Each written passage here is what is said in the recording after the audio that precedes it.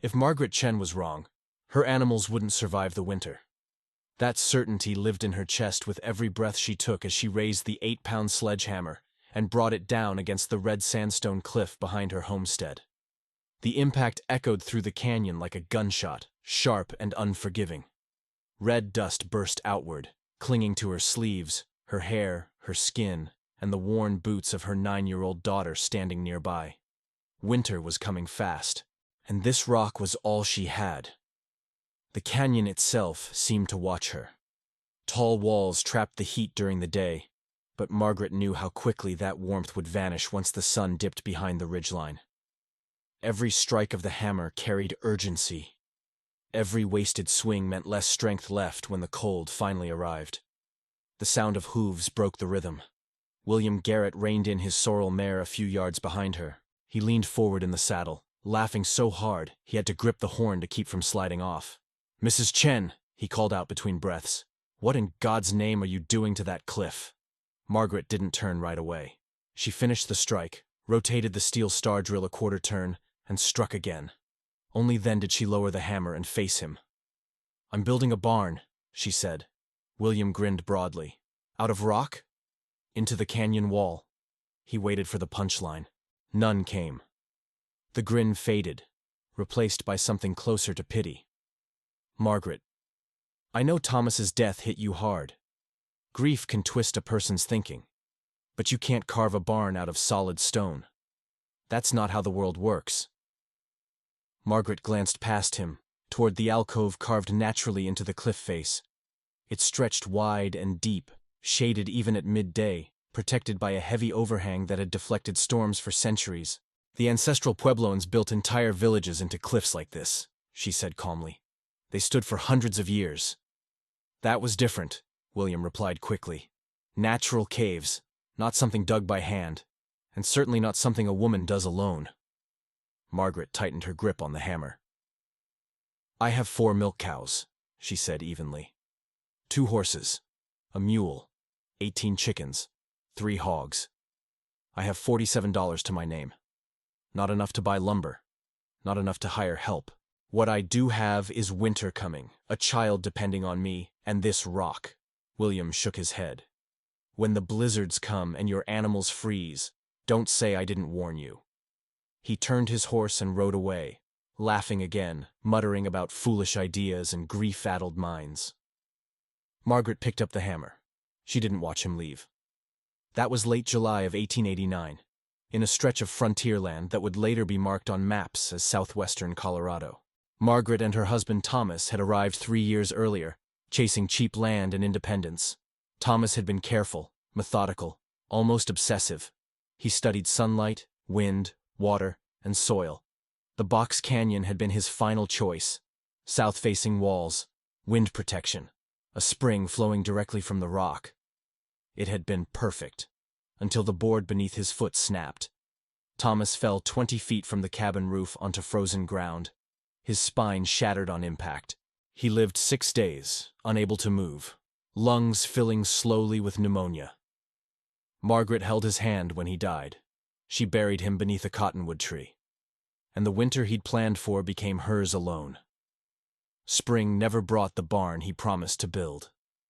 By early summer, Margaret faced the truth she could no longer avoid. Without real shelter, the animals would not survive winter. For weeks, she barely slept. Then one night, reading Lily a book about ancient cliff dwellings, something inside her shifted. The alcove behind their cabin wasn't empty space. It was shelter. When she shared the idea at the Clearwater Church social, the verdict was immediate. Impossible. Dangerous. Unladylike. "Sell the claim," one man urged. "Go back east while you still can," said another. "Think of the child," whispered a woman who wouldn't meet Margaret's eyes. Margaret left early, Lily silent beside her in the wagon, dust trailing behind them as the settlement disappeared. At dawn the next morning, Margaret began digging. The alcove floor was buried under centuries of debris, fallen stone, packed sand, droppings, dead brush. Margaret shoveled until her palms blistered and split. Lily carried smaller loads, her thin arms trembling. They worked mornings and evenings, Every day ended with the sun lower in the sky. Time was slipping. After 2 weeks they reached bare rock. Then came leveling, strike, turn, strike again. Hundreds of blows per hole. The hammer grew heavier with every swing. Her shoulders burned. Her hands scabbed, split, and bled again. At night, she soaked them in cold water and said nothing. Neighbors rode by. They watched. They laughed. "You'll never finish before winter," William called one afternoon. Margaret didn't answer. By mid-August, the floor was nearly flat. Barely good enough. Next came the anchor holes. 12 inches deep. 8 in total. Each drilled by hand into solid sandstone. Each hole took days. Lily cleaned dust while Margaret swung the hammer, arms shaking, the countdown to winter echoing louder with every sunset.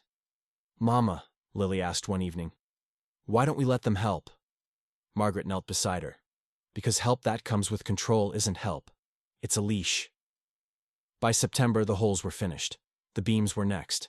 Each timber weighed nearly 300 pounds. Margaret weighed barely 120, and winter was closer than ever. No one talks about the season between hope and proof. That stretch of time when the work is finished, the hands finally rest. But the world has not yet answered the question everyone is afraid to ask. For Margaret Chen, that season was longer than the winter itself. The barn stood complete by the end of October, its stone walls clean and cold, its beams locked into the canyon, as if they had always belonged there. From a distance, it looked ancient, timeless, like something the land had decided to keep. But Margaret knew better. She knew how much of herself was buried in those walls.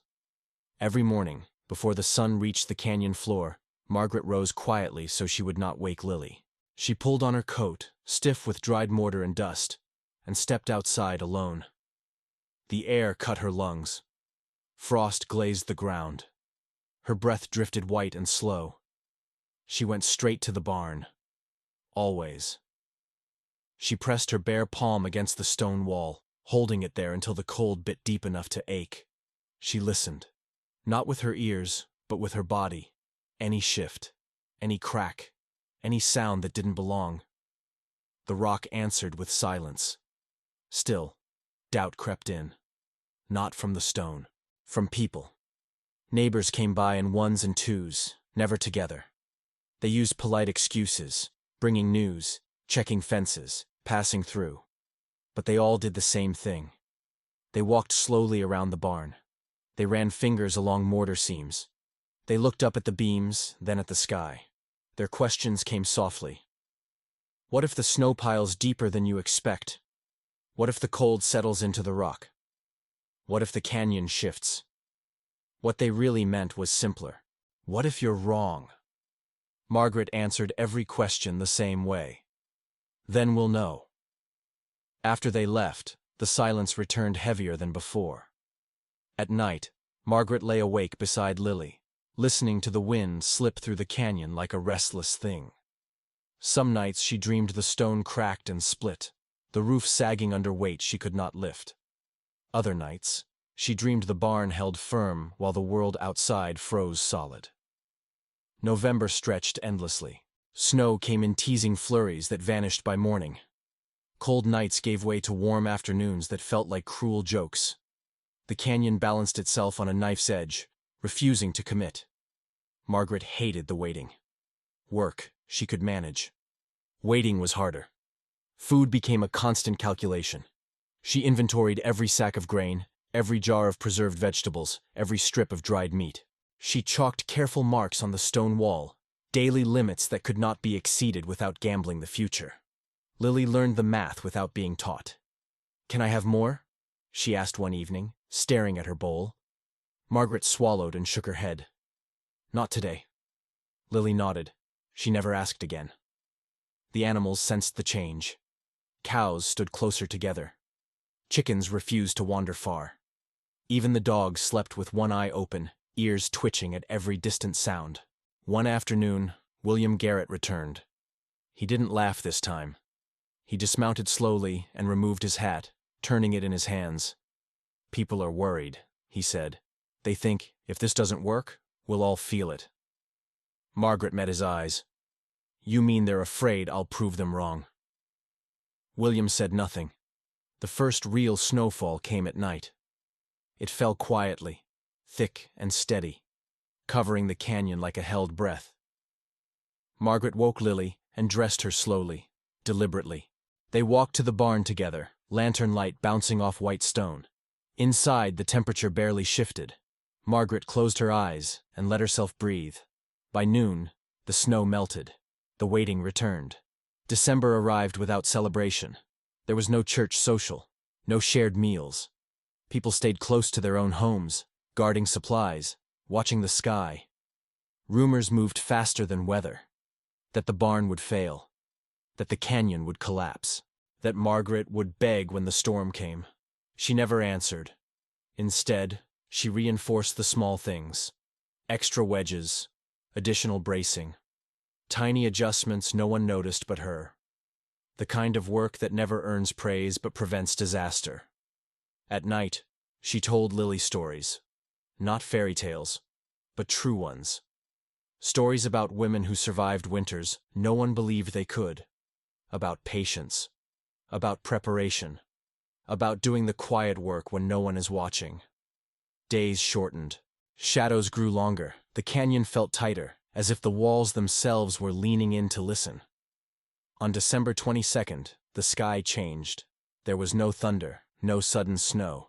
Just a silence that pressed down until even the birds stopped calling. Margaret felt it in her chest. The storm was finally choosing. She packed the barn carefully, moved animals closer, secured the door, counted lantern oil twice. She sat with Lily and explained what would happen if the wind screamed, if the snow buried the door, if the night felt endless. Lily listened without fear. When the wind began to rise, Margaret did not look surprised. She only closed the door. Margaret stood beneath the alcove and stared at the timbers Thomas had left behind. 6 massive beams, each 12 feet long, each too heavy for her to lift alone. Frost already lingered in the shadows even at dawn, and the wind that slid through the canyon carried a warning she felt deep in her bones. Winter would not wait. So she built a solution.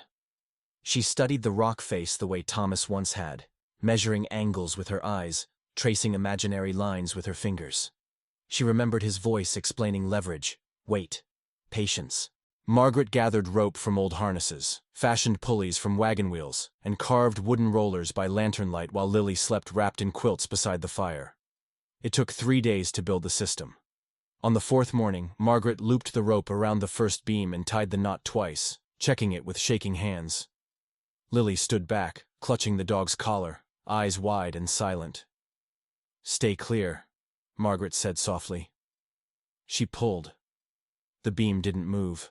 She adjusted the pulley, reset the rollers, and pulled again. This time, the beam shifted, just an inch, but that inch sent a rush of breath through her chest so sharp it almost hurt. Progress. By noon, her palms burned raw. By sunset, the beam rested halfway up the ramp. Margaret slept beside it that night, afraid the ropes might slip in the dark. The next day, the canyon filled with watchers. William Garrett arrived first, leaning against his saddle horn, arms crossed. "You'll crush yourself," he said. "And when you do, that child will have no one." Margaret didn't look at him. She tightened the rope. "She's watching me solve problems instead of surrender." By dusk, the first beam locked into place. The second beam took less time. The third silenced the laughter. When the 6th beam slid home, spanning the alcove like the ribs of some ancient creature, the canyon fell quiet. No one spoke. No one mocked. October arrived with iron mornings and breath that smoked in the air. Margaret worked faster now, driven by a clock she could not see but felt constantly ticking. Stone by stone, she raised the wall. She burned limestone to make mortar, the smoke stinging her eyes. Lily mixed batches carefully, counting each scoop the way her father once had. 6 inches of wall per day, no more, no less. Too fast, and it would crack. Too slow, and winter would win. At night, Margaret checked the animals, running her hands along their flanks, whispering promises she prayed she could keep. By mid-October, snow dusted the canyon floor. The door came last. Margaret carved it from pine salvaged from Thomas's failed projects. Hinges were shaped by hand, smoothed until they turned without complaint. When the door finally swung into place on October 28th, Margaret leaned her forehead against it and closed her eyes. The barn stood finished. Neighbors came to inspect it in silence. They touched the stone. They tested the door. William broke the quiet at last. "Rock holds cold," he said. "Your animals will freeze." Margaret nodded once. "Then winter will prove me wrong." Winter arrived with purpose. Snow fell early, then stayed. Temperatures dropped steadily, each morning colder than the last. Inside the barn, Margaret hung a thermometer salvaged from an old trading post. Outside, 35 degrees. Inside, 42. Outside, 20. Inside, 38. By December, other families burned firewood through the night. Smoke choked the canyon. Axes rang constantly. Margaret burned nothing. The animals slept close, their heat pooling against the stone. The rock absorbed warmth during the day and released it slowly through the night, just as Thomas had once predicted. On January 8th, the blizzard came. The sky vanished. Snow erased the canyon walls. Wind screamed so loudly it drowned thought itself. Drifts climbed past windows, past doors, swallowing fences whole.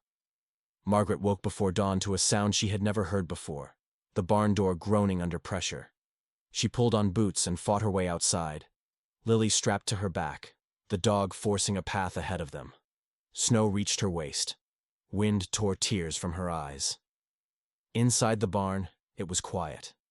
The thermometer read 28 degrees. The animals stood calm, breath slow, bodies pressed together. For 3 days the storm raged. Margaret rationed food, measured water, counted hours by lantern burns. Lily asked no questions.